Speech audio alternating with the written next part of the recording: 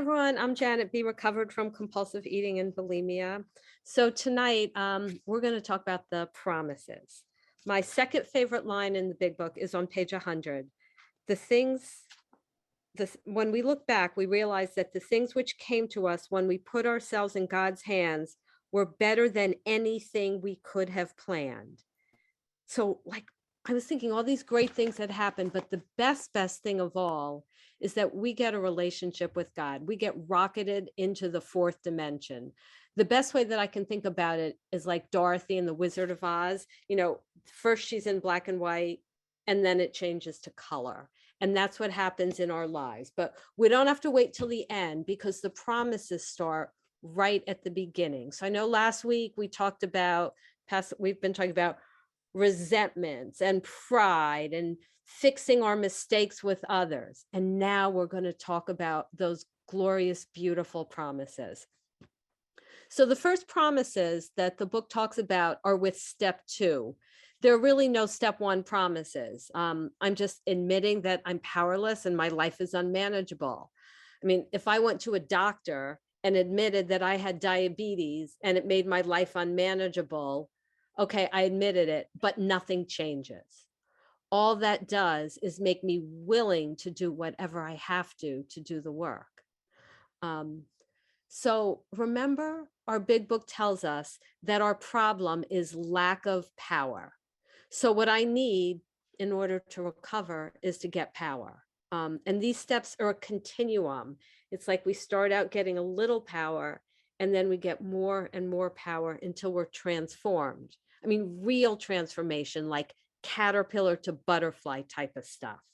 So on page 46, it tells us that we get our first infusion of power with step 2. I love that, like an infusion of power, like a pick line of grace from God right into my soul. It says, as soon as we admit the possible existence of a creative intelligence, a spirit of the universe underlying the totality of things, we begin. See, we're just beginning here.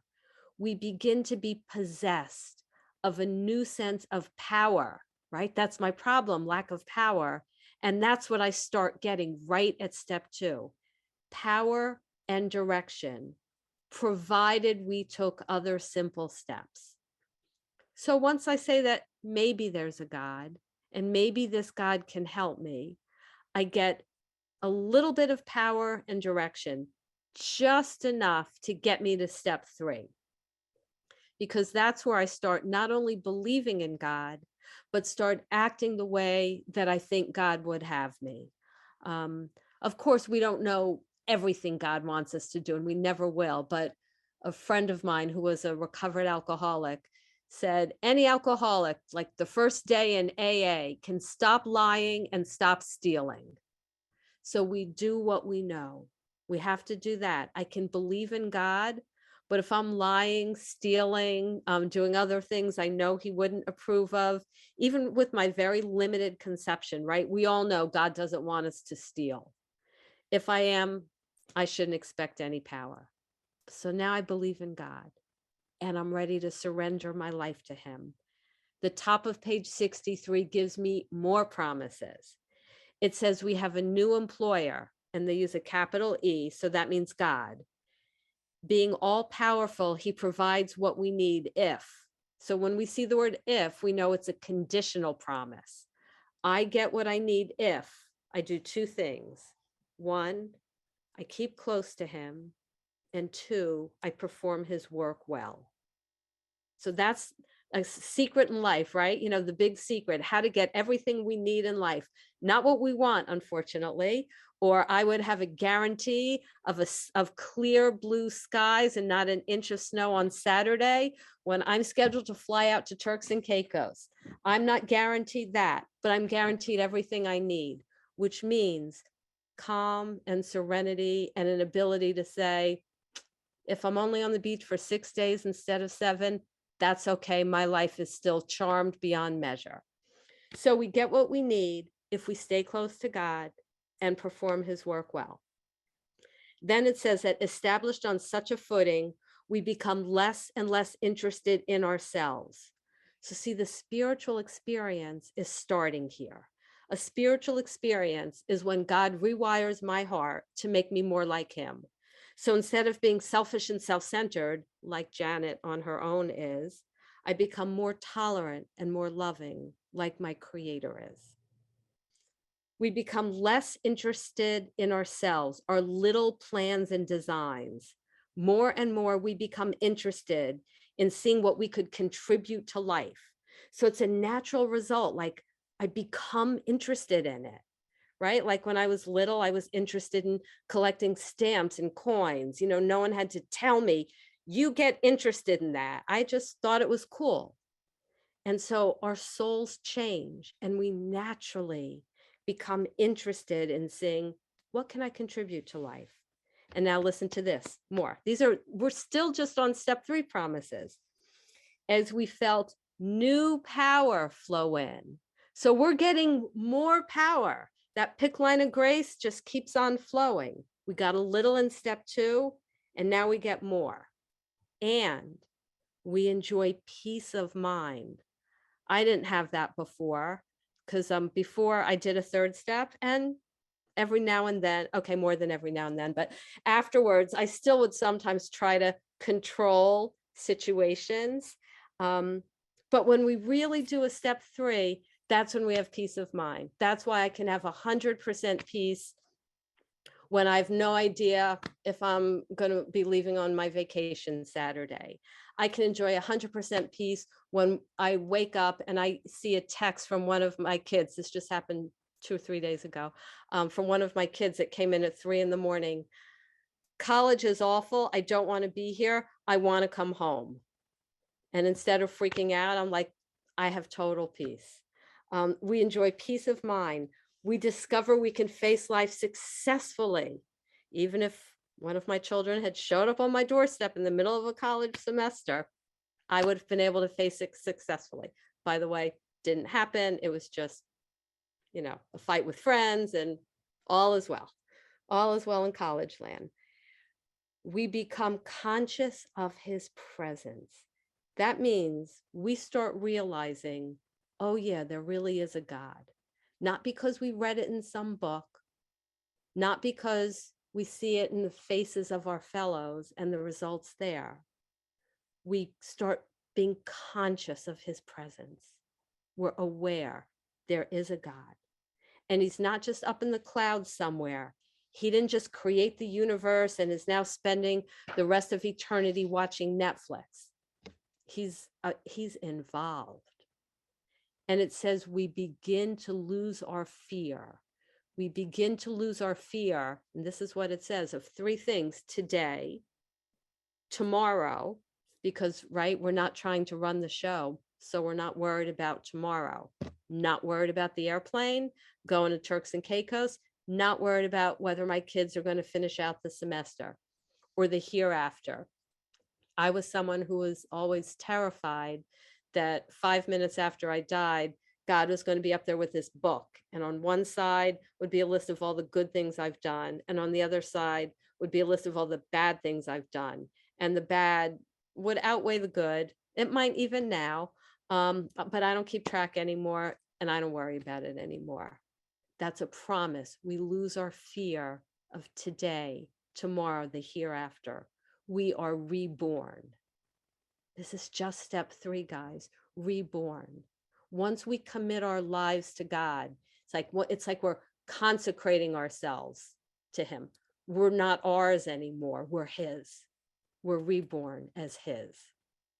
And then the 4th step promises on the bottom of page 70. It says, we've now begun to comprehend the terrible destructiveness of our resentments and have begun to learn tolerance, patience, and goodwill toward all men, even our enemies.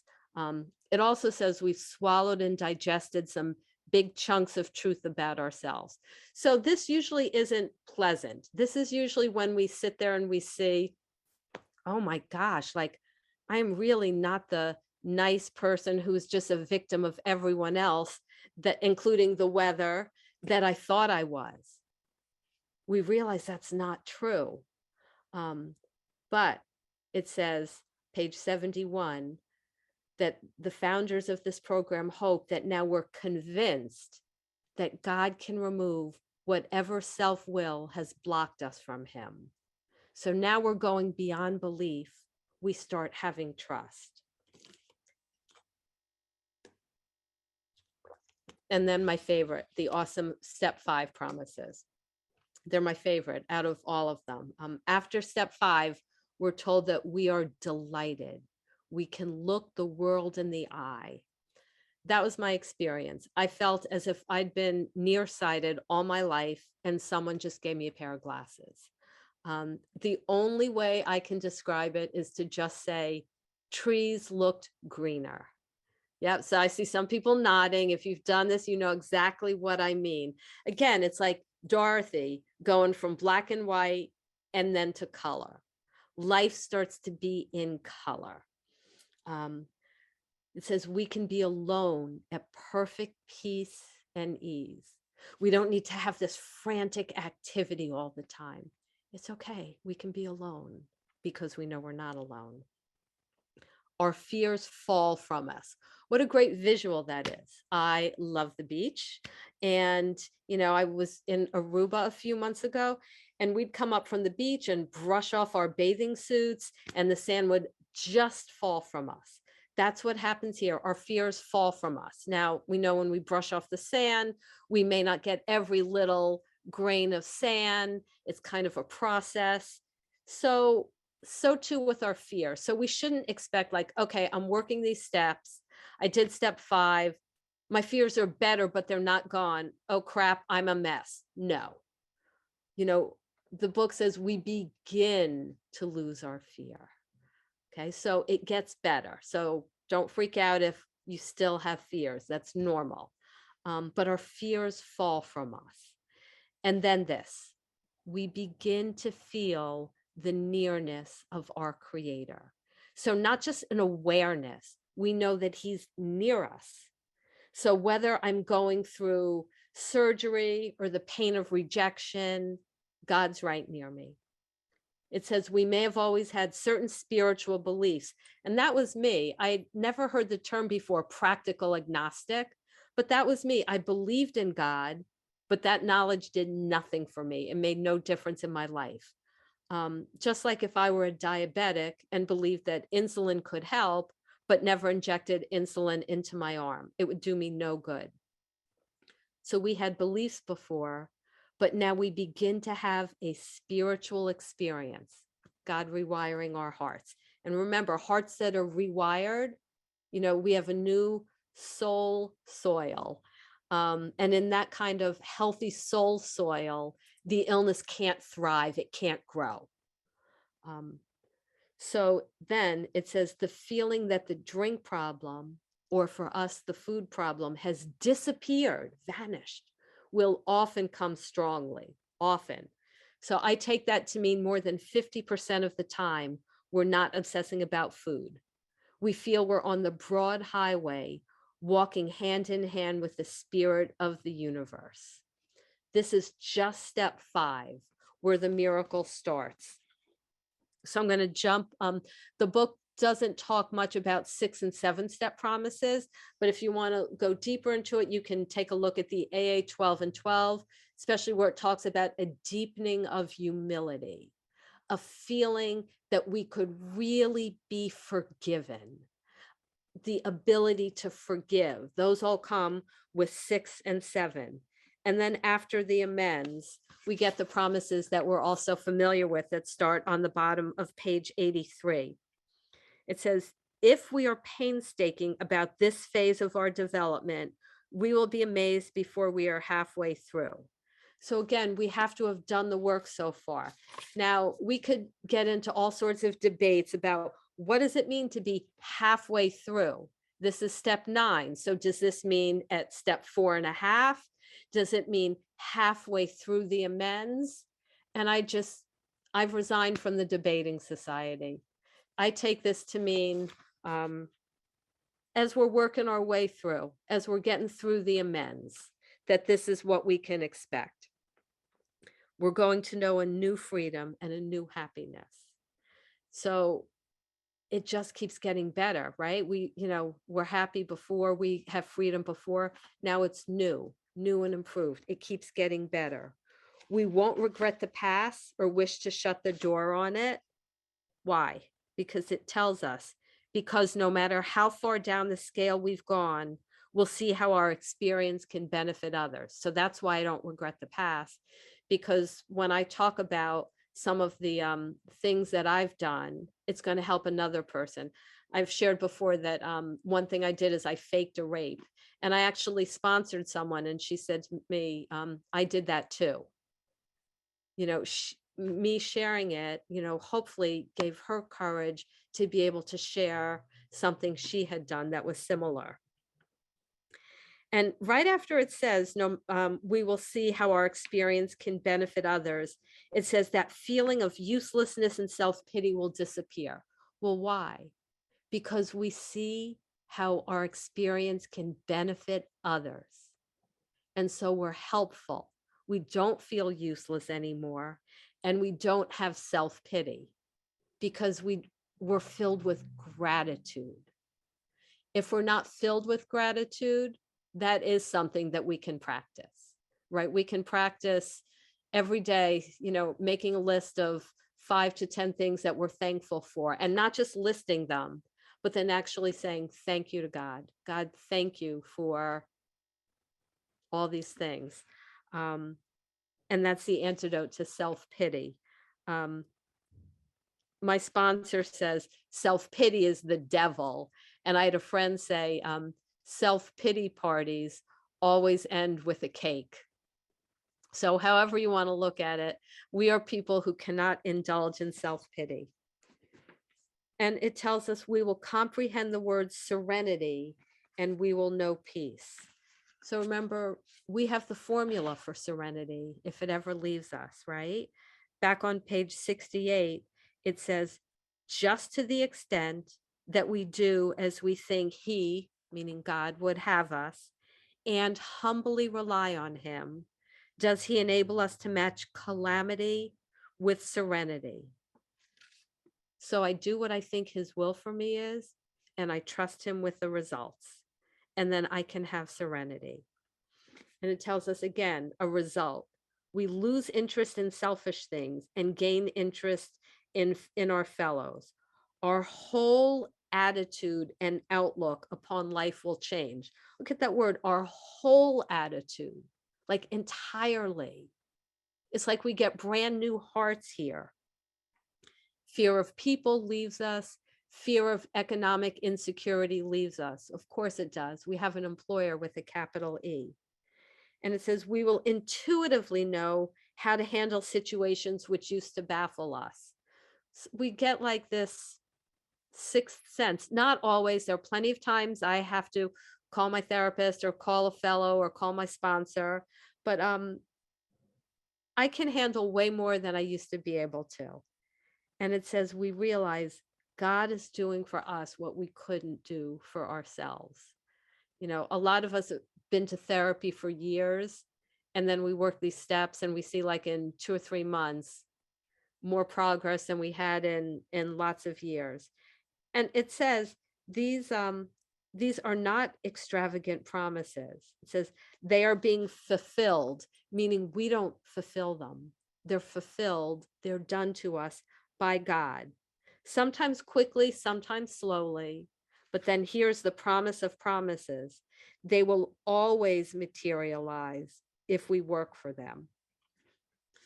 And the last paragraph on page 84, we've ceased fighting anything or anyone, even alcohol, or for us, even food. I skipped the step 10 paragraph, Melissa. I'm leaving that for you for Monday. So, but here's the promise. We've ceased fighting anything or anyone, even alcohol, but by this time, sanity will have returned. Okay, where have we heard them talk about like not having sanity?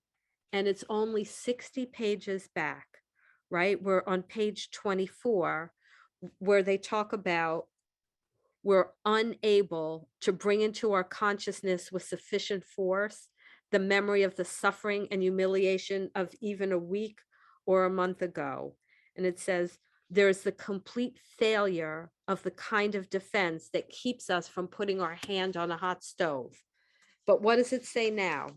We will seldom be interested in liquor, or for us, food not on our food plan. If tempted, we recoil from it as if from a hot flame. So page 24, we forget that if we put our hand on a hot flame, it burns us. And now it doesn't say we remember, it says it's automatic. So remember at step 5, it says the feeling that the drink problem has disappeared will often come strongly, like often.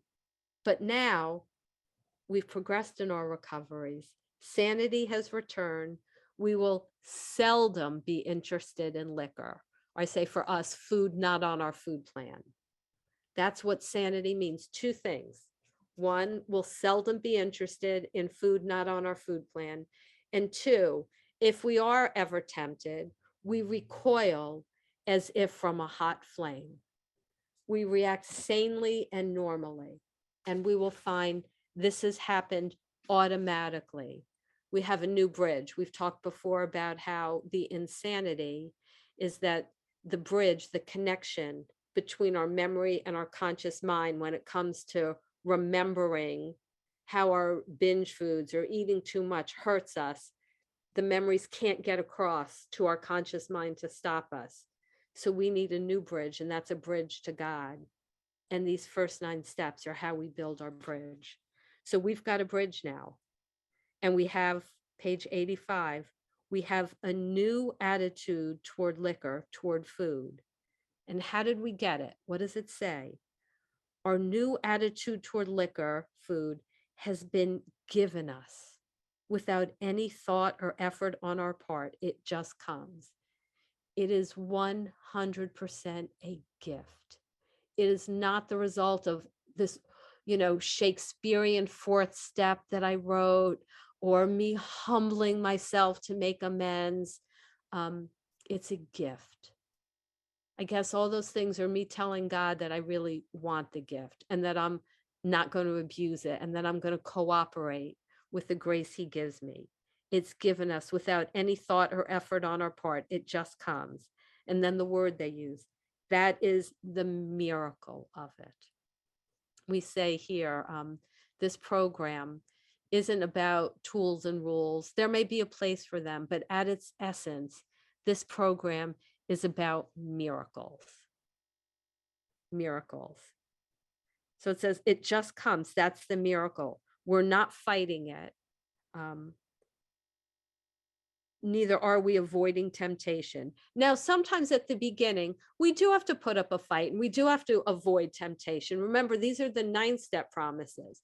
But when we first start, we're not going to keep bags and gallons of our binge food in our freezers and our cupboards. We're just not going to do it.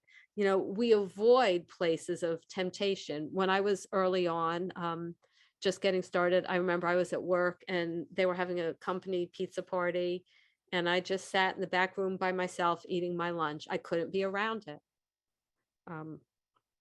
So we do what we and we put up a fight when temptation comes. We call, we pray, we do things to help other people. But now it just comes. Now we still call and pray and help other people, but it's generally out of a feeling of gratitude. We want to give back. And says, we feel as though we had been placed in a position of neutrality, placed by God in a position of neutrality, safe and protected. So sometimes people say, when you say, oh, how are you? And they say, yeah, I'm doing good. Like, I'm good. I'm doing good. And I always like to say, it's not so much that we're doing good. We're protected. We're protected. And what does it mean to be protected? Well, I like to think of it like this, that, in the old days, they're like the kings, and, he had all these serfs working his land, and the serfs would be there. And in exchange for, being under the king's rule, the king protected them. So when the armies would come from the north and south, the king would, have the drawbridges raised. And if you were on the king's land, you were protected. If you wandered off the king's land, then when the attacking army came, you'd be vulnerable. You wouldn't be protected, not because the king didn't care about you, but because you wandered off the land. As long as I stay on the king's land, in the middle of God's will, I am safe and protected. And it says, we don't need to swear off, right? That never worked for us anyway, right? When we say, I promise I'm not going to touch another fill in the blank again, it never worked. So yeah, we don't swear off. The problem is removed. Again, we're passive, removed by God. It doesn't exist for us. We're not cocky, right? Cocky would be, I always think of it like this. If there's a flood and the police are out with bullhorns saying, the helicopters are coming, everyone get to the roof. It's my job to climb to the roof. But being cocky would be for me to say, I rescued myself, instead of just being filled with gratitude to those guys in the helicopter who rescued me. Okay. We're not cocky and we're not afraid. We don't walk around afraid that we're going to binge again, because we know that if we're doing this work, we're okay. If we're afraid, I would say generally it's because we have some dishonesty we're not coming clean about, right? Earlier on, I think it's chapter 5, it says that the alcoholic has his stage character that he likes other people to see, but knows in his heart he doesn't deserve it. And that makes for fear and tension, and that leads to more drinking. So whatever we do, we are people who have to be honest. And then we're not cocky, we're not afraid. That's our experience. And that's how we act, so long as we keep in fit spiritual condition. And then it tells us the one thing I think that they tell us is easy: to let up on our spiritual program of action and rest on our laurels. That's easy, to stop doing the work. The first 9 steps, we build our bridge to God. Steps 4 through 9, we clear away the wreckage of our past. And then we have our sturdy bridge. Step 10, which Melissa's going to talk about on Monday, we clear away the wreckage of our day. Step 11, we pray and meditate for God to fill us, to know his will, to fill us. And then step 12, we overflow onto others and help them build their bridges. This book promises that we will be rocketed into a 4th dimension that we can't even understand, that we can only dream about. These promises are real. They do happen. If you're new, if you're struggling, if you think there's no way, stick around. Put your name and number in the chat. Call people who've put their names and numbers in the chat. Reach out, because you will find that it's like crazy, but this program is a formula for a miracle. It's a formula for making caterpillars into butterflies. And these promises really do come true. And with that, I pass.